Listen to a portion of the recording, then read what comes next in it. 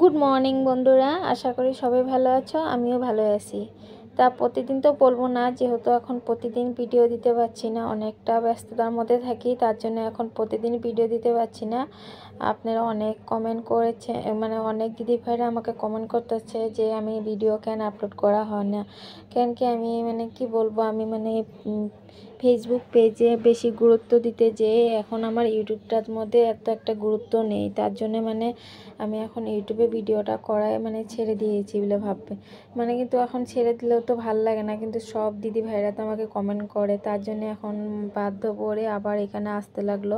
কিছু করার নেই, কিন্তু এই যে প্রতিদিন না দিতেও পারলো আপনারা কিছু মনে করবেন না, আমি যখনই পারবো আমি তখনই ভিডিওগুলো অল্প অল্প করে শর্ট ভিডিও দেখাবো, ঠিক আছে।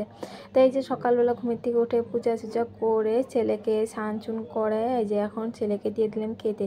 আর তোমাদের দাদা ভাই তো খেয়ে দিয়ে চলে গেছে ডিউটিতে, তার জন্য এই যে এখন ছেলেকে দিয়ে দিলাম খেতে। আর যেহেতু ছেলের গতকালকে রাত্রে অল্প গ্যাস হয়েছিল, তার জন্য আর পুরি করে দিলাম না, শুকনো রুটি করে দিলাম।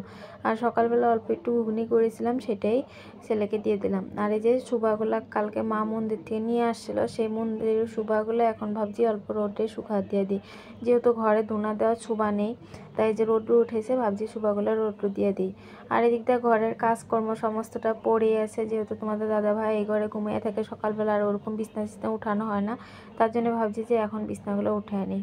তাই যে এখন বিছনাগুলো এক এক করে সব উঠে নিচ্ছিলাম, আর ছেলের সাথে কথা বলছিলাম যে স্কুল তো খুলেই যাবে। আর যেহেতু আজকে ছেলের স্কুল খুলে গেছে, কিন্তু ছেলেকে আজকে পাঠাতে পারিনি।